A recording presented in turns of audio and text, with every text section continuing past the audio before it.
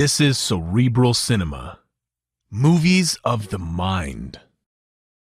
The National Broadcasting Company presents The Adventures of Sam Spade, Detective.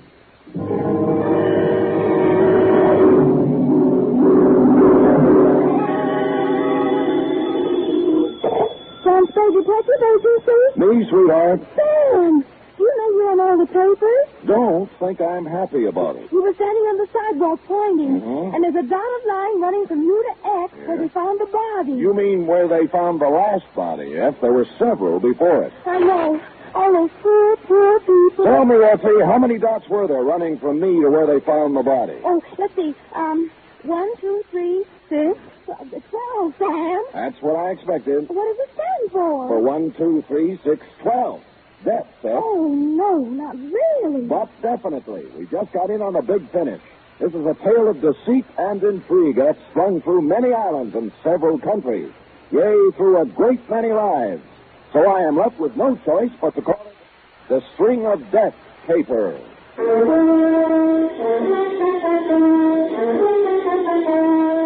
For NBC, William Spear, radio's outstanding producer-director of mystery and crime drama, brings you the greatest private detective of them all in The Adventures of Sam Spade.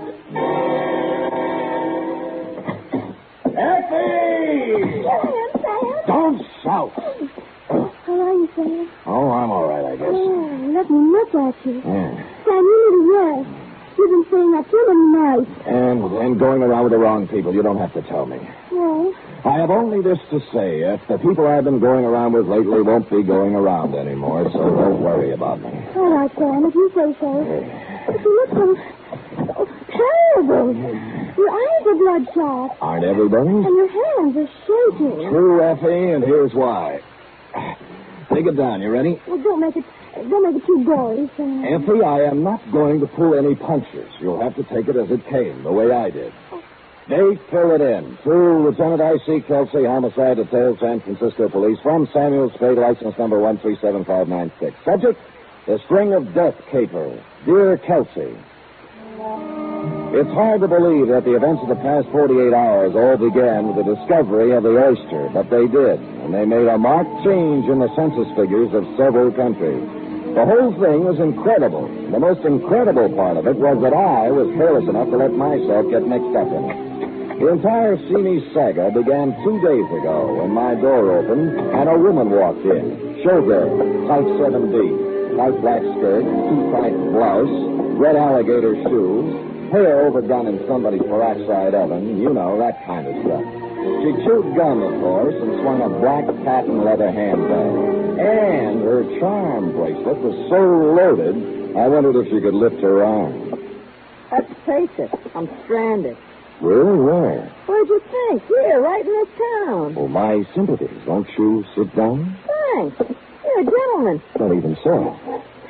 The next time I take a job somewhere, I'm going to carry a ticket back to where I came from and a 6-day supply of K-rations. Well, would you care to tell me about it?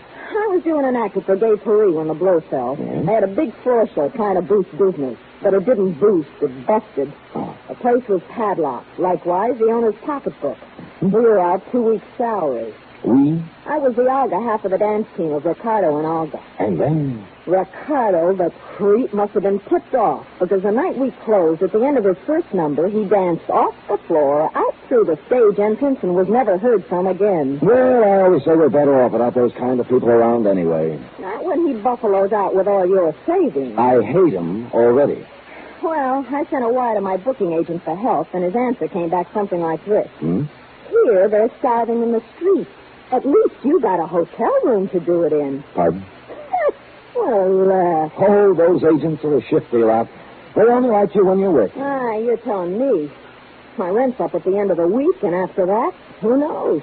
Well, now, madam, your story has touched me very deeply. Would it spoil your timing any if I asked you why you came to see me? Hey, you know, you got a style there. It's unique. It's widely copied.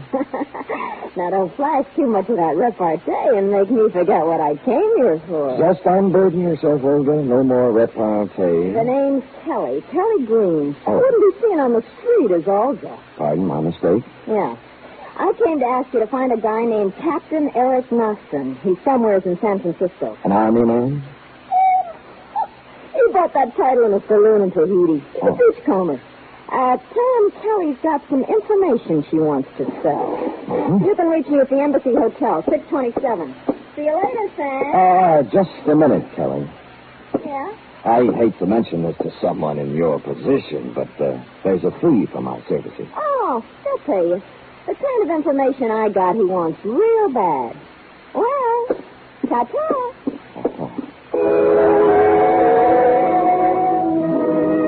Clearing everything off my desk, 2 shoes with feet in them, mine, I embarked on this dangerous assignment, if Brian Donlevy will pardon the expression. You know, I am not without sources of waterfront information, and in a couple of hours I found myself in a bistro called the Backwash, a place that hangs so precariously on the west bank of a bay that flies come to study it. Hello, Sammy. How are you? Hello, Eddie. What's a good word? Well, Sammy, I know what I hear, but what I hear sometimes ain't the truth, or am I too quick for you? Give me a for instance. Well, the guy you called about is sitting down at the far end of this very same bar.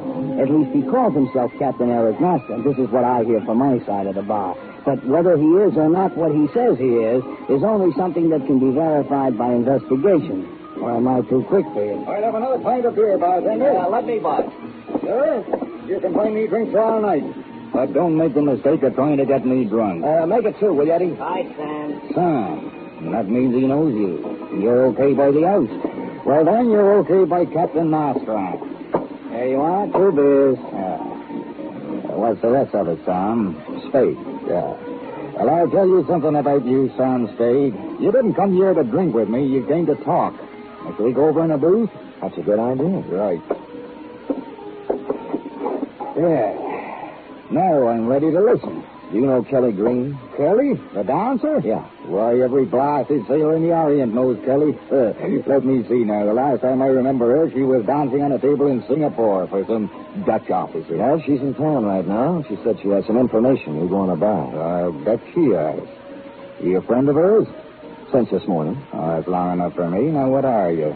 Private detective? I am, and that brings up one other point. She said you would pay me for finding her. Oh, surely. What's your fee? 25. Yours 50. No. Look, take it now. As far as I'm concerned, you've earned it. Oh, yeah. What's our address? Embassy Hotel, room 627. Well, I'll get in touch with her. Well, see you around. Hey, wait a minute, Spade. How would you like to find someone for me? Why not? Who are you looking for? A man named Chan Lee. I suppose I'll tell you the old story now. You take a look at these. Look here. Feast your eyes. He took a swatch of velvet cloth out of a sea jacket pocket and opened it. On it were 6 very large, very breathtaking, rose-colored pearls. Marston's eyes flicked over each pearl as if he knew it by name and lineage. He let me stare at them for several silent minutes before he spoke again. See such timeless beauty captured in 6 perfect spheres? I haven't seen many like those. Yeah, and there aren't many. 12, to be exact. 12 in all the world. Now, what are pearls like that worth? Well, any jeweler in the city would give you $5,000 a pearl for them. But if I had all 12, I could sell the set for $75,000. How'd you get half of the 12 pearls, Marston? You ever hear of the Tautoi oyster banks off the Borneo Islands? No, I haven't been pearling lately. Well, I have. Is that where these came from? That's right, from the Tautoi banks. A friend of mine in Joro, named Hong Kong Ari, tipped me off that 12 perfectly matched rose-colored pearls could be picked up at Cagayan Sulo from a wholesale buyer called Don Semao. Well, which is it? I shipped over on a catch with 2 other men. Don Semao asked 12,000 pesos for the lot, and I took them. Again, when we left Cagayan Sulo, I got caught in a storm and I went overboard. But I didn't fall accidentally, no. I was hit on the head and thrown overboard. Your buddies wanted the pearls. They got 6 of them in my sea bag. The other 6 were sewn inside my belt. I still have those. Well, I traced those 2 guys all over the Orient. But both of them was killed. The Morrow curse, they say. So far, 8 people have died over these pearls. The Monroe Curse. Corny, isn't it?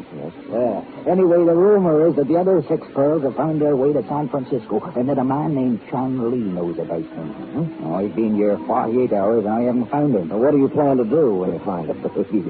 Don't you worry, Spade. I have a buyer. I'll pay cash for him.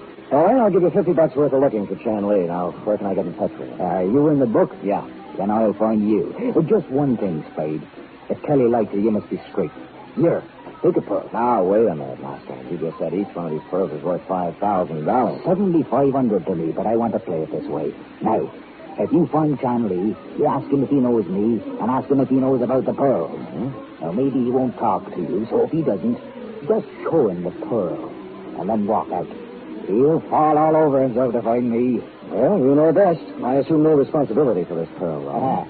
I can handle the responsibility for both of us.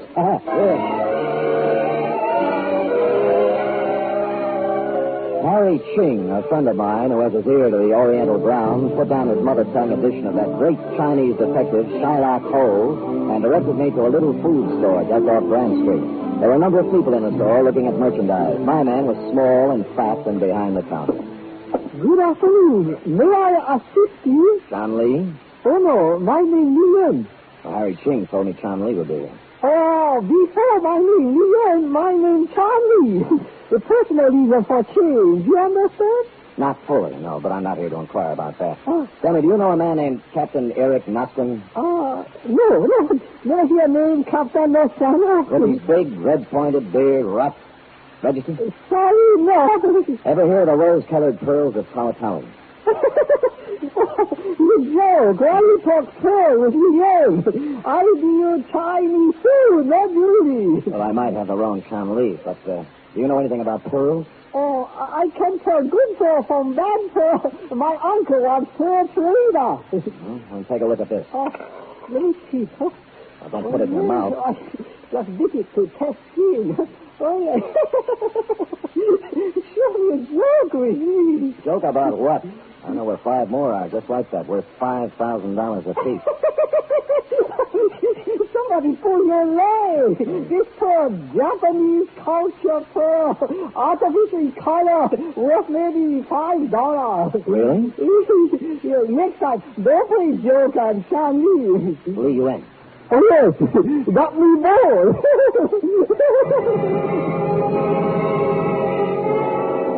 A skeptic, I took the pearl to a jeweler I know, and he told me Chan Lee lied in his straggly beard. It was the finest specimen of rose pearl he'd ever seen. Well, I went back to my office to wait for Notron's call when and if it came. I say I went back to my office, but not directly in, because just as I was putting the key in my lock, something familiar pushed in between my shoulder blades. Mr. Spade, I know all the tricks, so don't try any. Just open the door and go in. You bet. Now sit down at your desk and put your hands on top of it. Yeah, you were looking at the tea in Chan Lee's store, weren't you? I was. But I want the pearl you have. Me? You. All right, if you're going to make a scene, suppose you give me something. I don't have to give you anything. That pearl belongs to me. It was stolen from me, along with all the others. By Eric Marston. Right. Bought those pearls from Tung Semao in Cagayan Sulo. Marston was crew on my catch, and on the way back to Shanghai, he threw me overboard so he could have the pearls himself. Well, didn't you drown, Mr. Ivan T. Sanderson. Oh. Some Jap fisherman picked me up. Good. This is the first of the 12 rose-colored pearls I've gotten back, and I mean to get the other 11. Even if it takes a few dead bodies to accomplish it. Well, I admire your spirit, sir, but I'm afraid you've picked out a tough career. Where's Nostrin? I don't know. You must know you're working for him. Look, he said he'd contact me. Honest, How did you get tied up with him? A girl named Kelly Green hired me to find her. Call her. All right. And ask her where Nostrand is. All right, I will. But don't point them. Not polite. Yes, huh? Embassy Hotel. Oh, 627, please. Whom are you calling, please? Miss Kelly Green. Hello? Kelly? Yeah? Sam Spade. Yeah? Did Captain Marston get in touch with you? No. Did you find him, Sam? I did. Well, he hasn't come up here yet. Not yet, Sam. Thanks for calling. Goodbye. She hasn't seen him yet. Thank you, Mr. Spade. I'll be checking with you from time to time. He pocketed his gun and stalked out with a $5,000 pearl in his hand. I knew he had heard the operator say Embassy Hotel, and I knew he heard Kelly Green's room number. So I let him get a small head start. He went directly to the Embassy Hotel. I followed him into the lobby. He got the one elevator, and I had to wait until it went up and came down before I got it. When I arrived at the 6th floor, the door of 627 was slightly open, and there was a sharp odor in the air. Ivan T. Sanderson wasn't there. Neither was Kelly Green. And dragging himself across the floor, trying to reach the door, was Captain Eric Marston. He had 2 bullet holes in his back. I tried to help him, but beyond, he collapsed, dead. As his body relaxed, his mouth slowly opened, and 5 rose-colored pearls rolled out.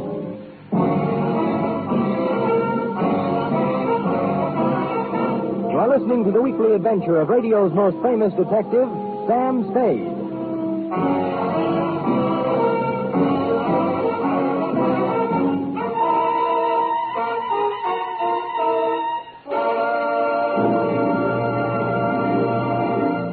Three chimes mean good times on NBC. There's music and mystery with the chimes every Saturday. Tomorrow evening for mystery, Herbert Marshall stars as the man called X. In all the strange and far-off corners of the world, wherever there is intrigue, danger, and romance, there you will find the man called X. For music, there's your hit parade with the top tunes in the land as selected by you and brought to you by Snooky Lanson, Eileen Wilson, and the Hit Paraders. Last week, Tennessee Waltz and My Heart Cries for You were the top tunes across the country. Will they topple? Well, you'll have the answer tomorrow on Your Hit Parade.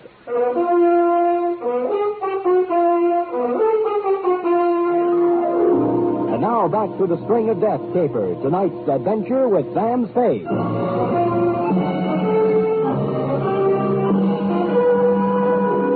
After I found Marston's body, I called you, Lieutenant Kelsey, and told you as little as I could. After that, I went out to dinner and then home to bed. This hiatus was necessary in order to let the pot of vicious intrigue bubble a little. Well, the next morning, at considerable expense, we added a new character to our play, which was already an extravaganza. Good morning. Well, good morning. I am not sure, monsieur, whether I am going to kill you or let you live. A very effective entrance, sir. And who are you? Jacques Malraux. Aha! Of the Malraux curse. The same, monsieur.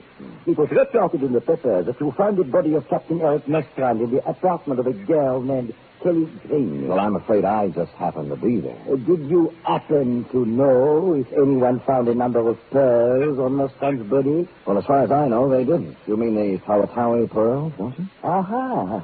You know about them? A little, yeah. They belong to a man named Tungsay Mao, who stole them to a man named Ivan Sanderson, who had them stolen from him by Captain Nostran, who had half of his stolen from him. That's the installment I just read. Perhaps it is mostly right, except for one important point. Tungsay Mao was holding them for me. They were not brought. They were taken from him at the point of a gun. Getting involved. I risked my life in the shark-infested waters of Tawatawi diving for those pearls. No man but me will possess them. Now, where to find Kelly Green and Ivan Sanderson? I don't know. The police don't know, so I can't tell you. Aha. All right, Mr. Spade. You have an honest face, I believe you. But if it turns out later that you have deceived me, you will find to your regret that Jacques Malraux is not an easy man to do business with. Au revoir. Following his exit, I allowed a pause for dramatic effect, and then dissolved into the next scene. On the front door of Chanley's grocery store, there was a sign, closed for the day, so I went around the block, through an alley, and came up on his living quarters from the back way. I stood at the back door and knew somebody was home listening to some Oriental Artie Shaw. I tried the doorknob, it turned, and I carefully opened the door and stepped in. What you do my house? Well, What like you come in private house? turn that thing off and I'll tell you. All right, get out or I call police. Son, I didn't come here to quibble with you. I came to speak right from the shoulder. What you talk about? The Tawatawi pearl. I don't know, Paul. Get out. You know Nostran was killed yesterday, don't you? I tell you before, I know no man named Nostran. All right, where's Sanderson? What man? The tall man with the clipped mustache who was in your store yesterday when I was there. So plenty people come my store. I not know them all by name. Come by anybody. Plenty mustache. All right, play it your way for Yeah. now. But if you ever do meet up with Sanderson, just tell him that I have the other 5 pearls. The ones Nostrand was killed for. Just as I closed the door behind me, I saw a pair of red alligator shoes with a pair of nylons draped over them pushed under a chair. I hesitated a minute, thought better, and hurried away. I went back to my office, pulled out a good book, and read for 3 hours. It paid off. Sam, I had to come to you. I'm in an awful jam. I should say you are, and it won't get you any easier when I call the police. I knew Eric was found in my apartment, but I didn't have anything to do with it. Nuts. I called you from here not 10 minutes before Nostrum was found dead. All right. He was there, but he wanted me to say he wasn't. You want me to tell you something else about yourself? I checked with the Embassy Hotel. Your bill was paid for a month in advance. You weren't stranded. It was a murder setup from beginning to end. But I can't understand your being dumb enough to use your real name. He wasn't supposed to have been killed there. It was supposed to happen someplace else. That's what I thought. Oh, don't do it, Sam. I came here to tell you the truth. I need your help. I can't help you now, Kelly. He made me do it. He made me come to San Francisco, wait for Nostrum, and then find him. Who made you? Sanderson? No. Chan Lee. He killed Nostrum. He shot him. But we heard somebody at the door and went out for fire escape before we could search Nostrum. What do you mean he made you do it? Look at this. That arm isn't pretty, is it? There must be 1,000 holes in it. When did you start this? In Singapore. Chan used to be there, and he supplied me. I had to follow him here because I didn't have enough money to buy it. I see. Well, Kelly, I'm sorry. Maybe the state will take that into consideration. Sam, I want to go into partnership with you. Partnership? Doing what? Selling pearls. You have 5 of them. I have 6 of them. Here. Where'd you get these? From Chan. I heard you there. After you left, he got excited and had to take something to quiet himself down. I grabbed these and beat it while he was still under. What do you say, Sam? Let's sell them and go someplace. Well, it might be arranged. Where's Sanderson? Ivan Sanderson? Yeah. He lives on a boat. It's a yawl, a trader anchored at Pier 32. Ah, don't worry about him, Sam. You can take care of him. I probably can. Did you ever hear of a guy named Jacques Malraux? Malraux? Jacques Malraux? Yeah. Was he in San Francisco? He was in here yesterday looking for you and Sanderson. Sam, the deal's off. I don't want to have anything to do with it. Here, keep the pearls.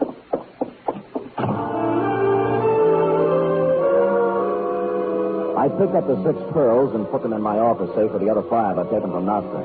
Then I went down to the waterfront looking for Sanderson. Chan Lee was still under drugs. There'd be no problem for the police to pick up. Nor would Kelly Green once her drug supply began to give out. The trader was a trim, white yawl tied up at Pier 32 with a Jacob ladder running down to its deck. I climbed down and, looking around, found Sanderson in a cabin sitting behind a table. It wasn't a commonplace thing. You see, he'd just been shot. You can't do anything for me, Sam. There's nothing to do. How did it happen, Sanderson? Malraux curse. Jacques Malraux. Yes. He made a vow that he was going to kill anyone who touched the pearl. Anyone. Did he get your pearl? Yes. Who has the rest? I do, 11 of them. When tomorrow finds out, I wonder how you're going to feel. Dying. 11.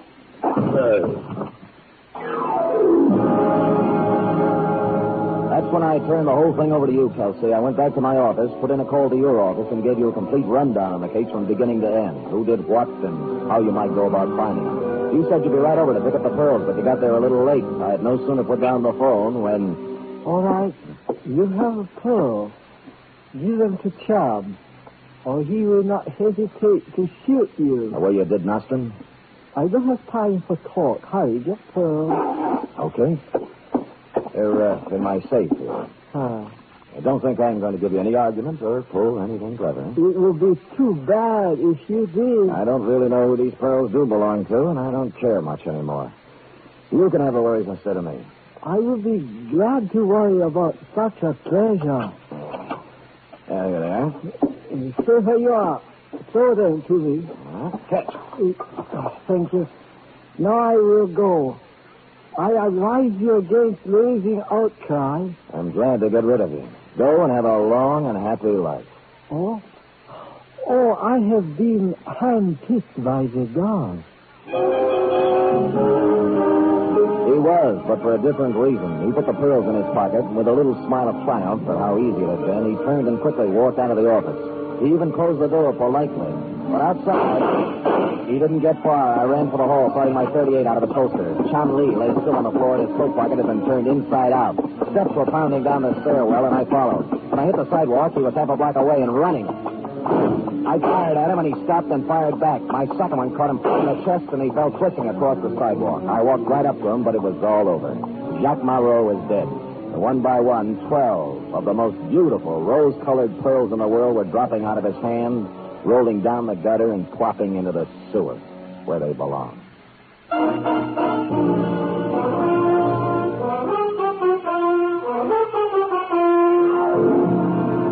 Period, end of string. Sam, did they all go down the sewer? Every pearl, Effie. Who knows where they might be now? Maybe at the filtering plant. Maybe out to sea. Sam, can I get off early tonight? Effie, put that thought out of your mind. They're not worth it. Oh, but Sam, all that work. I said forget it. Now go type that up. Go on, scoot.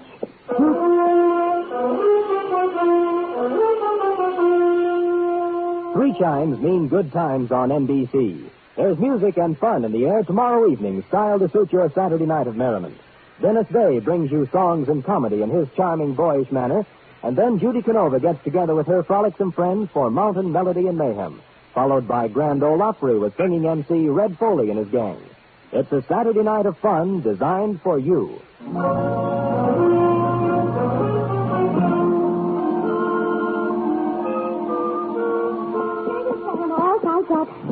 Oh, Sam, those pearls. I'd give anything just to wear them one night. Anything? Well, I suppose it isn't worth it. But someday, somehow, I want to wear expensive jewelry. Effie, I'd rather see you with a sparkling light in your eye any day. Looks much better on you. And of course it's cheaper. Effie, is that a slur on my character? Oh, I don't get paid too much. Or too often. All right, let's settle this thing right here. You say you want some pearls? Oh, I'd love some. Well, here you are. 6 oysters. 3 boys and 3 girls. You can grow your own at home. Sam, are those really oysters? They are, indeed. I picked them up at Fisherman's Wharf just this afternoon. What do I do? Well, I'll make it easier for you. I also bought a bottle of cocktail sauce. So which will it be, pearls or oysters on the half shell? Oh, Sam, you're so different. Let's eat them. Not until you say... Good night. Good night, sweetheart.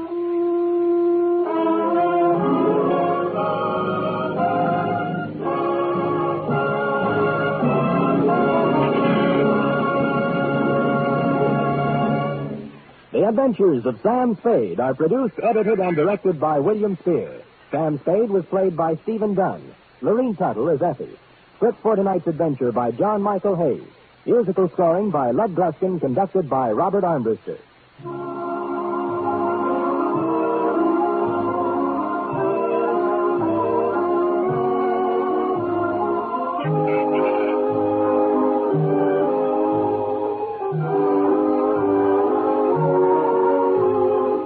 Join us again next week, same time, for another adventure with Sam Spade. Now the Magnificent Montague, then it's Duffy's Tavern on NBC.